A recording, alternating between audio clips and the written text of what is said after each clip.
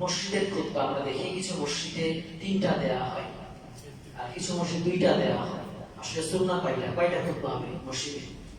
জি আলহামদুলিল্লাহ, এটা আমার খুতবার বই আছে। আমার খুতবার বই 3 খণ্ড, প্রথম দ্বিতীয় তৃতীয় 3 খণ্ডে মিলে 100টা খুতবা আলোচনা আছে।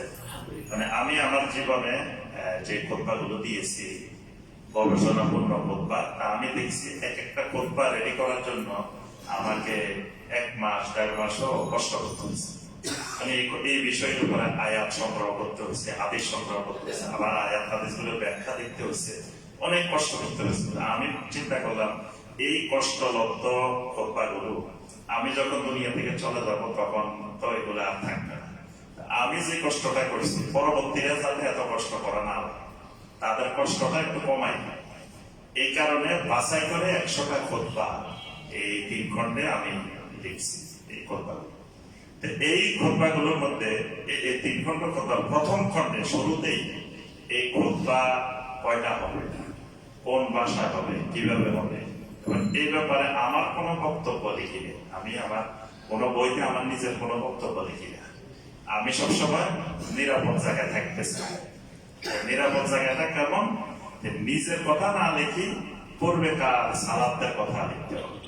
যে ইমাম আবু হানিফা রাহমাতুল্লাহ আলাইহি কি বলছেন, ইমাম শাফি রাহমাতুল্লাহ আলাইহি কি বলছেন, ইমাম মালিক রাহমাতুল্লাহ আলাইহি কি বলছেন, ইমাম আহমদ বিন হাম্বল রাহমাতুল্লাহ আলাইহি কি বলছেন। তাহলে ভুল হইলে দোষ ত্রুটি হইলে সব ওনাদের কাছে চলে গেছে, আমার আর কোনো কিছু নাই, আমি নিরাপদে আছি। এই জন্য ইসলামের ব্যাপারে, দ্বীনের ব্যাপারে কথা বলার সময় সবসময় সালাফদের মানে পূর্ববর্তী ওলামায়ে কেরামদের কাঁধে তুলে দিলে নিরাপদ। তো সেখানে খুতবা কয়টা হবে এই বিষয়ে ওলামায়ে কেরামদের আহলুল হাদিসের বক্তব্য আছে। মূলত সুন্নাহ হলো খুতবা হবে 2টা। খুতবা হবে কয়টা? 2টা। এটা সমস্ত ওলামায়ে কেরাম একমত, কারো এর মধ্যে দ্বিমত নাই। তো সমস্যাটা কোথায় তৈরি হয়েছে একমত হইলে? সমস্যাটা হলো দেখা যায় আমরা বাংলাদেশের মানুষ, বাংলা ভাষাভাষী, আরবি বুঝি না। আর আমাদের এই আরবি ঠিক ঠেকাইছে পারস্যের লোকেরা। মানে যখন ইসলাম চারিদিকে বিস্তার লাভ করছে, ইসলাম যাওয়ার সাথে সাথে আরবি ভাষাও সারা পৃথিবীতে চলে গেছে।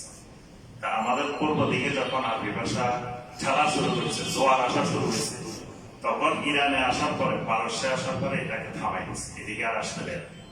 তারা বলছে আমরা ইসলাম গ্রহণ করবো, ইসলামের ভাষা গ্রহণ করবো না, আমরা আমাদের ভাষা ফার্সি থাকবে, এটা আমরা আরবিতে রূপান্তর করবো না।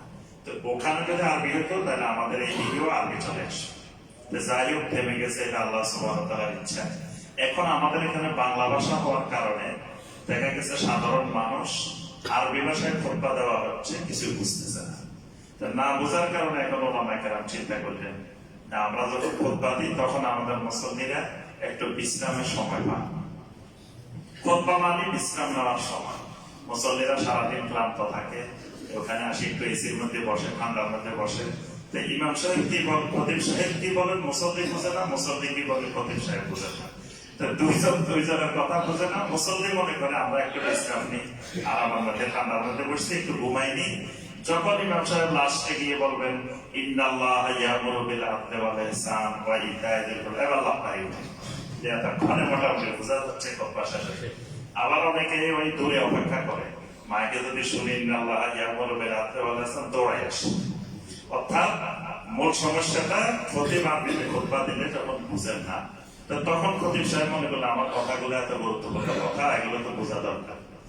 তিনি কি করলেন, ওই খুতবার আগে বাংলা ভাষায় একটা আলোচনা বয়ান চালু করলেন। তো বয়ানটা চালু করার কারণে কয়েকটা ক্ষতি হচ্ছে।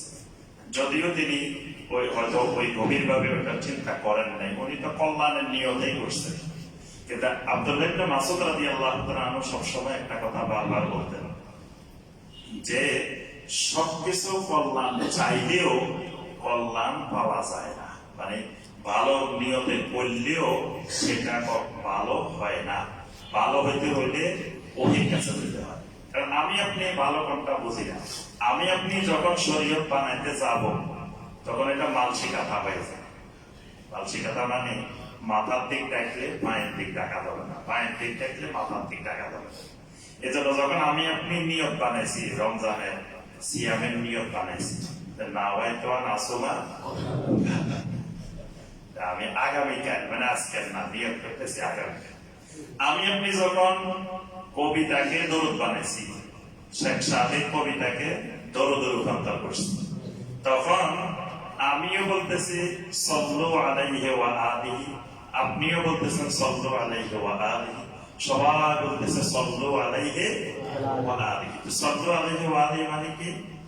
তোমরা সবাই নবীর উপরে, আহলের উপরে দরুদ পড়ো। আমি বলতেছি আপনারা পড়েন, আপনারা বলতেছেন আপনি পড়েন, এবং সবাই একজন আরেকজনকে বলতেছে দরুদ পড়েন, কেউ কিন্তু পড়তেছে না, সবাই খালি কমান্ড করতেছে সাল্লু আলাইহি ওয়া আলিহি।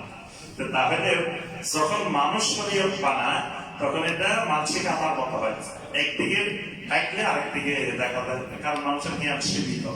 আল্লাহ রাব্বুল আলামিন যে শরীয়ত প্রণয়ন করেন এটার মধ্যে কোনো পার্থক্য নাই। এখন আগে যে বয়ানটা করতে গেছেন কল্যাণের উদ্দেশ্যে, তো মুসলমানরা আল্লাহকে জিনিসটা বুঝে, কিন্তু সমস্যা হয়ে গেছে। নবী সাল্লাল্লাহু আলাইহি ওয়াসাল্লাম বলে দিয়েছেন, নাহা রাসূলুল্লাহ সাল্লাল্লাহু আলাইহি ওয়াসাল্লাম আনি তাহাল্লুকে ক্বাবলাল জুমআ। নবী সাল্লাল্লাহু আলাইহি ওয়াসাল্লাম জুমার আগে কোনো হালাকা করতে নিষেধ করে দিয়েছে, মানে জুমার খুতবার আগে কোনো বয়ান করা যাবে না, এটা নবী সাল্লাল্লাহু আলাইহি ওয়াসাল্লাম সরাসরি নিষেধ করে দিয়েছে। কারণ ওই বয়ান করলে খুতবার আহমিয়ত থাকবে না, খুতবার গুরুত্ব থাকবে না।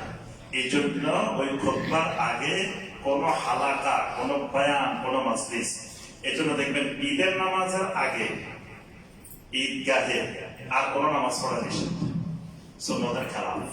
ঈদের দিন সকালে ঈদগাহে গিয়ে কোন সালাত আদায় করা যাবে না। তবে মসজিদ হইলে, যদি মসজিদে ঈদের সালাত হয় তাহলে তাহিয়াতুল মসজিদ পড়া যাবে, কিন্তু ঈদগাহে আপনি সকাল থেকে এই ঈদের সালাতের আগে কোন সালাত আদায় করা। তো আমরা যে কথাটা বলছি যে খুতবার আহমিয়ত, গুরুত্ব কমে যাবে যদি আগে বয়ান করা, এই জন্য আগে বয়ান করাটা যাবে না, এটা সুন্নতের খেলাফ, এটা নবী সাল্লাল্লাহু আলাইহি ওয়াসাল্লামের নিষেধাজ্ঞার আওতায় পড়ে। তো কি করতে হবে? খুতবা আরবিতেই হবে, খুতবা আমরা আবার বাংলায় হবে এটা বলি না, খুতবা আরবি ভাষায় হবে। তবে প্রথমে আপনার খুতবা শুরু হবে ইন্নাল হামদালিল্লাহ নাহমাদুহু ওয়া নাস্তাঈনুহু ওয়া নাস্তাগফিরুহ, এইভাবে যে আরবিতে প্রথমে নবী সাল্লাল্লাহু আলাইহি ওয়াসাল্লাম যেভাবে খুতবাটা দিতেন সেটা বলা হবে, চারটা আয়াতে কারিমা তেলাওয়াত করা হবে। নবী সাল্লাল্লাহু আলাইহি ওয়াসাল্লাম যে হাদিসটা বলতেন, আম্মা বা'দ ফাইন্না খায়রাল হাদিসি কিতাবুল্লাহ, এই হাদিসটা বলা হবে।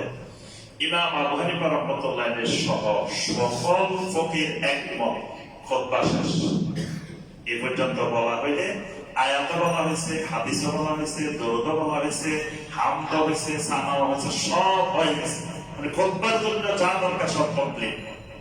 এখন খতিব সাহেব মুসল্লিদেরকে যে বিষয়ে আলোচনা করতেছেন, তিনি কোরআনে কারিমের আয়াত বলবেন, হাদিস বলবেন। তা হাদিসগুলো তো মুসল্লি বুঝবে না, এই জন্য মুসল্লিদেরকে আয়াতটা আরবিতে বলবেন, অনুবাদটা বাংলা বুঝাই দিবেন। হাদিসটা আরবিতে বলবেন, অনুবাদটা বাংলা বুঝাই দিবেন। তাহলে মুসল্লিরা ঘুমানোর সুযোগ নাই, মুসল্লিও বুঝতেছে, ইমামের খুতবাও ফলপ্রসূ হচ্ছে। এই জন্য এই সুন্নাহর দিকে ফিরে আসলে কল্যাণ। এই কারণে খুতবা দুইটা হবে, খুতবার আগে বয়ান, সুন্নতের খেলাফ।